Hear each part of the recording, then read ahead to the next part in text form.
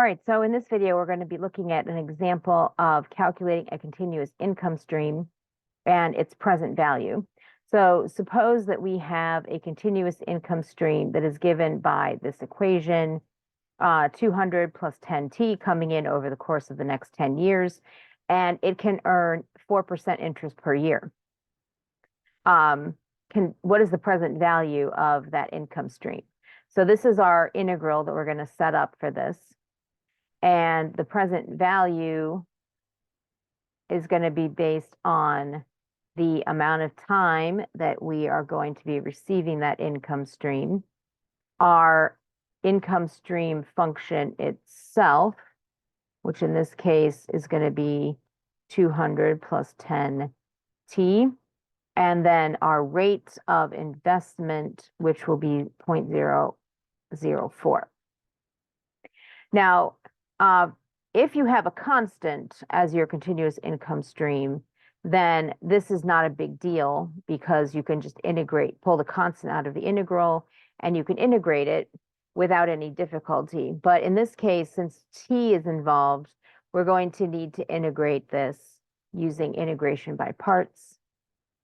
And so we're going to let u be 200 plus 10t. And then dv will be our e to the negative 0.04.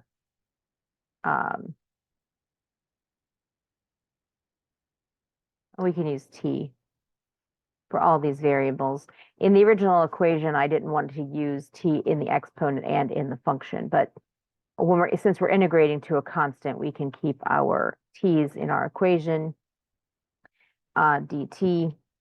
And then du is going to be 10 dt, and v is going to be negative 1 over 0.04. 1 divided by 0.4 or 0.04, it's going to be 25 e to the negative 0.04t. And so we're going to end up with 200 plus 10t times negative 25 e to the negative 0.0004t minus our integral from 0 to 10, and what's going to be left? It's going to be a negative 250 e to the negative 0.04t. Because it's the 10, the VDU is 10 times negative 25. Now the negatives are obviously going to cancel. And then this we can integrate straightforwardly and get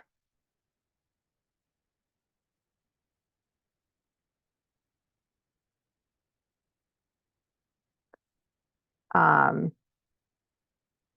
250 is going to be divided by another negative 0.04, which will be the equivalent of multiplying by 25. So 250 times 25 is going to be 6,250 e to the negative 0.04t. And then we're going to evaluate all of that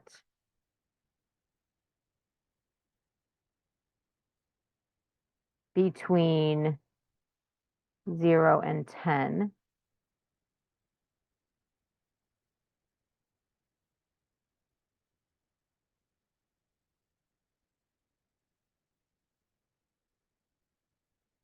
Now, because these e's are negative, the value 10 is actually going to be smaller than the value at 0, so this is going to flip all of our signs for us.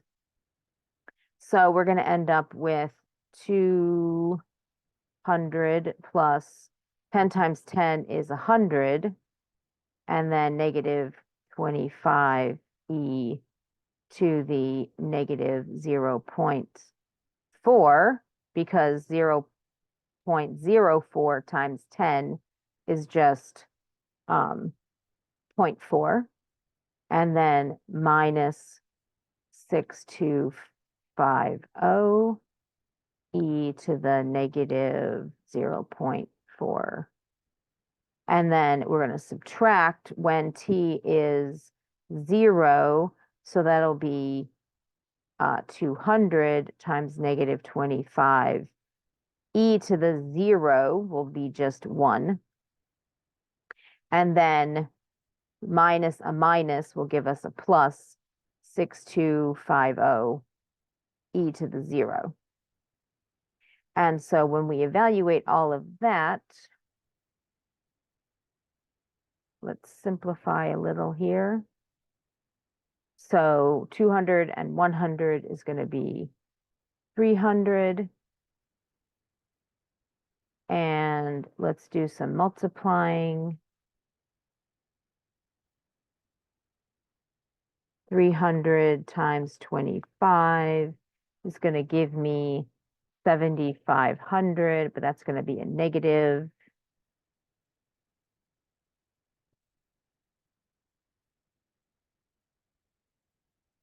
And 200 times 25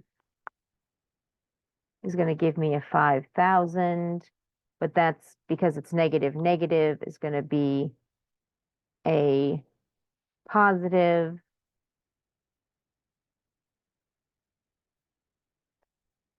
And so let's see what happens. If I combine 7,500 and 6,250, I'm going to get, since they're both being multiplied by E, I'm going to end up with, oops,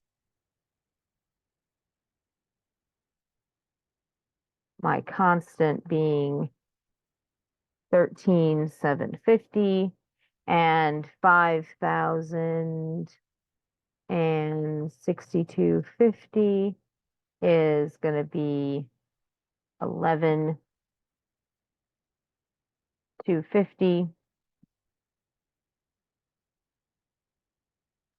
And so we're going to end up with 11,250 minus 13,750 e to the negative 0.4. And that's going to give me 2,033, basically 0.10 if I round to the nearest penny.